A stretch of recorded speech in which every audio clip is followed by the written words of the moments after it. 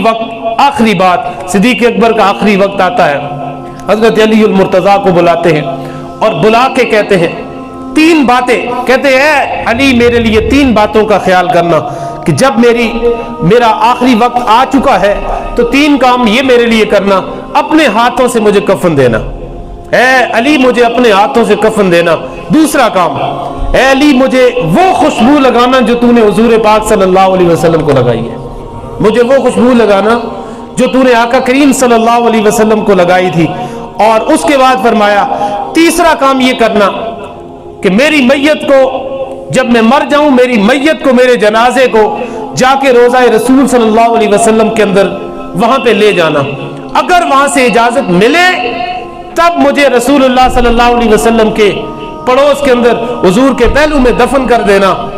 हुजूर ने इशारा फरमाया था ना जिंदगी के अंदर ही अबू बकर के लिए, हजरत उमर फारूक के लिए, कि मेरे दो वजीर आसमानों के ऊपर हैं, जिब्रील और मीकाईल, और फरमाया मेरे दो वजीर दुनिया के अंदर है, हजरत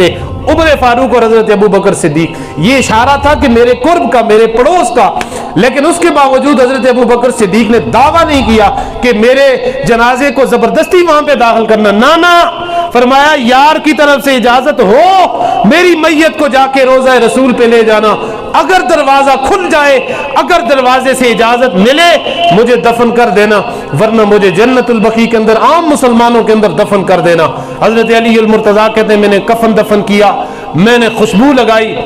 और फिर जब हम जनाजा लेके रोज़ा रसूल सल्लल्लाहु अलैहि वसल्लम पे गए, अल्लाह अकबर, कहते हैं जब रोज़ा रसूल के अंदर गए तो हम सब ने वहां पे खड़े होके सैयदना सिद्दीक अकबर के जनाजे को सामने रख के कहा, या रसूल अल्लाह सल्लल्लाहु अलैहि वसल्लम, हाजा अबू बकर,